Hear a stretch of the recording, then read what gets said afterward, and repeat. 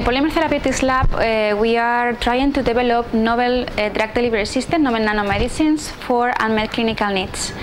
The unmet clinical needs, mainly for us, we refer to metastatic tumors like breast cancer, prostate cancer, and on the other side for neurodegenerative disorders, as both of them are really pathologies that are more related with the aging populations. So they are really difficult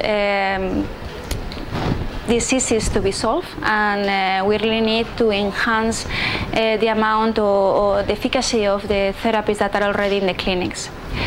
We are using nanomedicines, and in particular polymer therapeutics, because they present advantages in front of the classical treatments that we have in the clinics. We are considering them as advanced therapies, and we can make these therapies to be more efficient by targeting, by arriving better to the pathological tissue, and to allow a controlled release for a sustained amount of time of the active principle of the drug.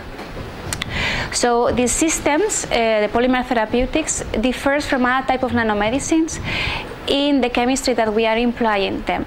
We are using chemistry that makes us more capable to control the kinetics of drug release that occurs in the body. So we are controlling the pharmacokinetics of the active principle at the whole organism level and also at the cellular level.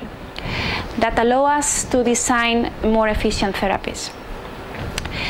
In exactly in which applications we are working, as I said before, we are working mainly in tumors, metastatic tumors, and in the regenerative area. Example of projects, and for example in breast cancer, we are working, and also in prostate cancer, in combination therapy. We are trying to use a polymer, and we are conjugating to the polymer more than one drug, that they are allowing both of them to have a synergistic effect. We are enhancing the drug potency by adding two drugs in the same carrier and directing them to specific tumors or specific metastatic processes.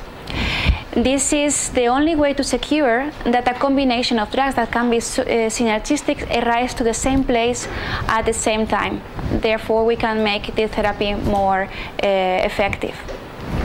More effective as well as less toxic, because we are targeting better the disease tissue. In the part of talking about the neurodegenerative disorders, we are working mainly in two applications. We are working on Alzheimer's disease and also in a spinal cord injury.